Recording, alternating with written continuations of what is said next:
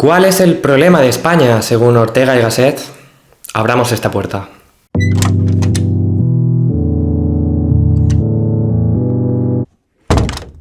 El filósofo Ortega y Gasset estaba preocupado por la deriva a la que se dirigía tanto España en particular como Occidente en general a principios del siglo XX con la Primera Guerra Mundial. Por este motivo, abandonando un poco los artículos de corte más académico en temas especializados que dominaba, como la lógica o la ética,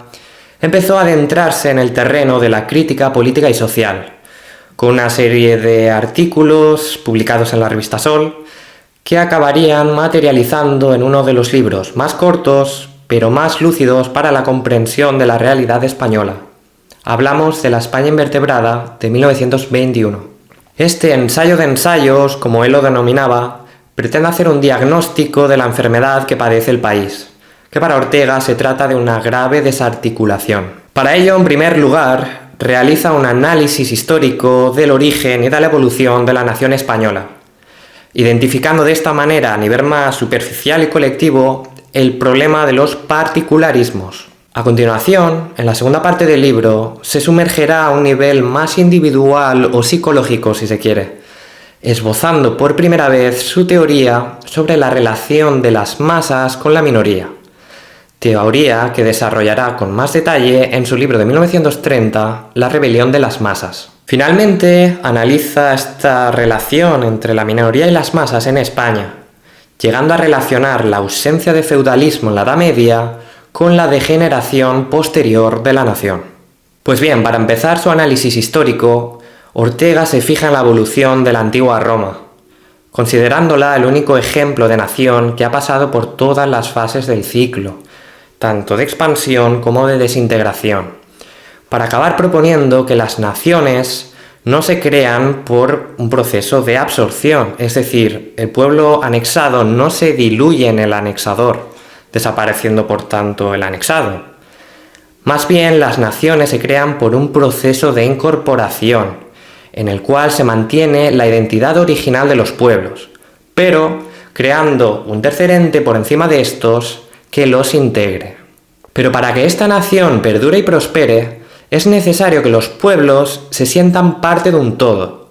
y que el pueblo que lleva la iniciativa, más allá de mantener la unión a través de la fuerza, es necesario que ilusione y convenza al resto, a través de lo que Ortega denomina un proyecto sugestivo de vida en común a futuro. De esta manera, España fue un claro ejemplo de este proceso durante la Edad Media, produciéndose integraciones progresivas entre reinos. Primero Asturias, después Galicia, León, Castilla y León, y en la parte oriental el Reino de Aragón, el Condado de Barcelona y posteriormente el Reino de Valencia o de Mallorca. En este proceso, Ortega alaba la capacidad de mandar de Castilla, superando su hermetismo aldeano y siendo capaz de conciliar reinos en aras de un bien superior, en este caso el de reconquistar el territorio perdido a los musulmanes. Y posteriormente, la unión definitiva entre el Reino de Castilla y la Corona de Aragón supuso el nacimiento de la nación española, primera gran nación a nivel europeo, mientras Europa continuaba sumida en la fragmentación. Y fue el efecto de esta unión la que permitió la hegemonía del Imperio español durante todo el siglo XVI. Sin embargo, a partir de entonces se produce un proceso inverso de desintegración, desde la periferia al centro, primero con la independencia de las colonias y después con la aparición de nacionalismos dentro de la península. Y Ortega achaca esta descomposición a la aparición de particularismos, tanto a nivel regional como a nivel social. Por otra parte, cree que si los vascos y los catalanes hubieran sido las razas formidables que imaginaban ser, hubieran dado un tirón de Castilla y hubieran vuelto a despertar las antiguas virtudes, en lugar de sumirse en su propio egoísmo. Del mismo modo, Ortega critica a la monarquía de dinastía extranjera y a la Iglesia de imponer sus propios intereses particulares a los verdaderamente nacionales. En cuanto al particularismo social, más importante que el regional para Ortega, los diferentes grupos,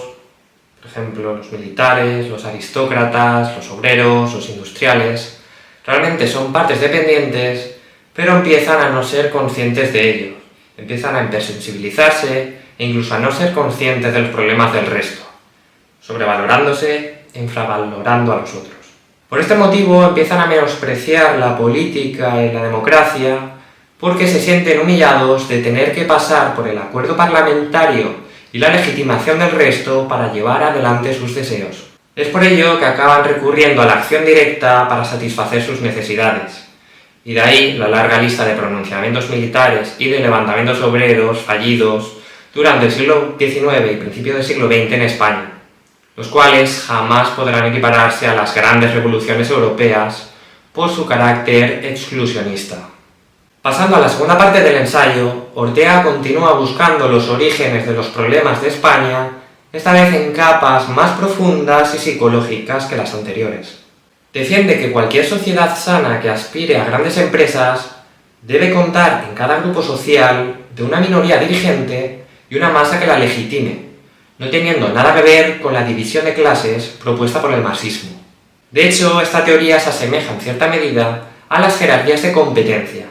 en las cuales las personas más competentes o más habilidosas en cada área son las que consiguen escalar esta estructura, y no las más poderosas,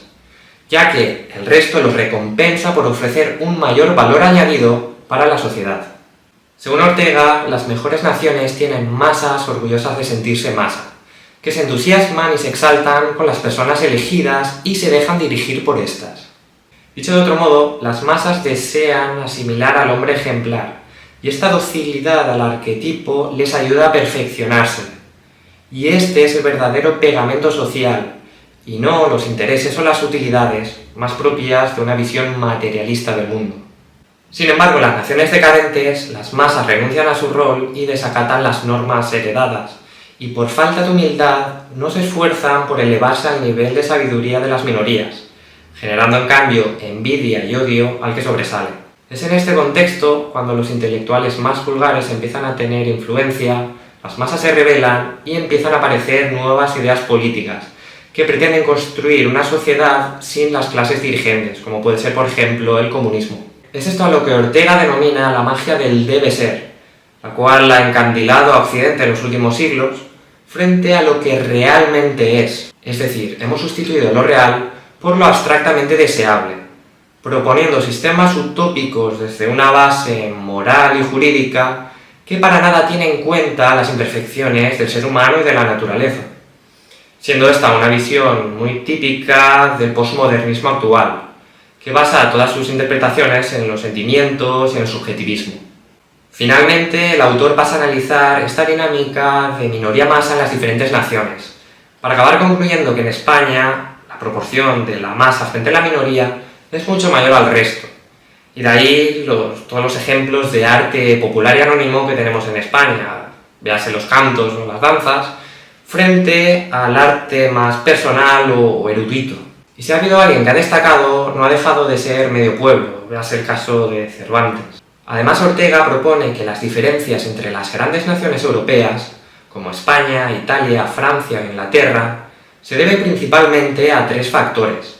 En primer lugar, a la raza autóctona, en segundo, al sedimento civilizador, y en tercero, y más importante, a la invasión germánica. De hecho, defiende el espíritu germánico frente al romano, dado que los primeros trajeron a Europa el feudalismo, y con ello, la descentralización del poder en los nobles promovió valores como el mérito, la fuerza, el honor,